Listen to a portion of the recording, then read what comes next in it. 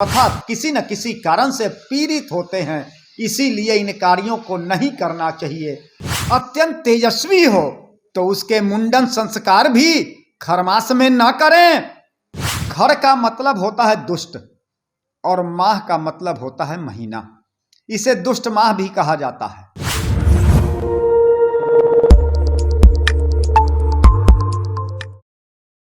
नमस्कार, आप देख रहे हैं SR2। मैं देवेंद्र सिंह लड्डू। कहते हैं कि खरमास का महीना जो होता है लग्न यानी कि मांगलिक कार्य को रोक दिया जाता है, नहीं किया जाता है। जैसे शादी विवाह, शुभ मुहूर्त, नए नए प्रतिष्ठानों में गृह प्रवेश खरमास के महीने में नहीं किया जाता है। हमारे बीच पंडित वंशवर्धन शर्मा जी बैठे हुए हैं। हम इससे खरमास पर तमाम चीज़ों से अवगत करवाएंगे। और हाँ, इस चीज़ को आप भी ध्यान लगाइएगा कि इस खरमास महीने में क्या नहीं करना चाहिए और क्या करना चाहिए। हम सीधे चलते हैं पंडित जी के पास। बाबा प्रणाम। यशस्वी भव। आपने सबों के जानकारी के लिए प्रश्न अच्छा किया है। खरमास होता क्या है? सामान्यतया खरमास तो सूर्य की संक्रांति है। सूर्य वर्ष में 12 राशियों पर लगातार भ्रमण करता है, परंतु जैसे ही सूर्य अपने गुरुदेव बृहस्पति के राशि में प्रवेश करता है तो इसे खरमास की संज्ञा दी जाती है। वर्ष में 2 बार खरमास होते हैं, जब धनु राशि में सूर्य का संचरण होता है और जब मीन राशि में सूर्य का संचरण होता है। ये 2 माह खरमास कहे जाते हैं। खर का मतलब होता है दुष्ट और माह का मतलब होता है महीना, इसे दुष्ट माह भी कहा जाता है।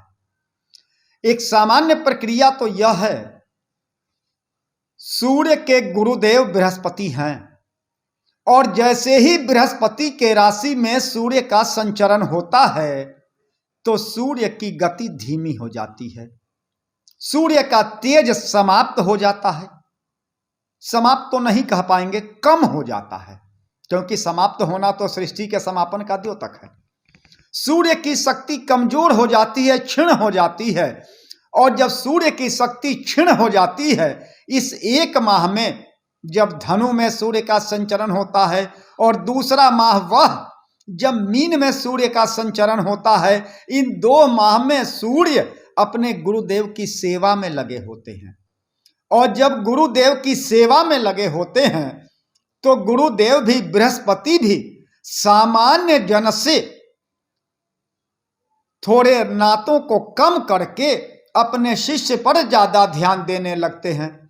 वैसे स्थिति में किसी भी तरह के मांगलिक कार्य खरमास में बाधित हो जाते हैं। ये खरमास के विषय में सामान्यतया सब लोग जानते हैं, परंतु भूल कर भी खरमास में मांगलिक कार्य न करें।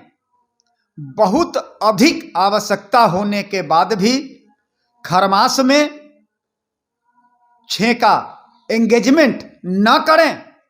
भूल कर भी नए घर का परिवर्तन, यदि आपको घर परिवर्तन करना हो, निवास स्थान में परिवर्तन करना हो, कदापि खरमास में न करें, अन्यथा घर में सुख शांति का अभाव रहेगा। यदि आप चाहते हैं कि आपका बालक अत्यंत तेजस्वी हो तो उसके मुंडन संस्कार भी खरमास में न करें।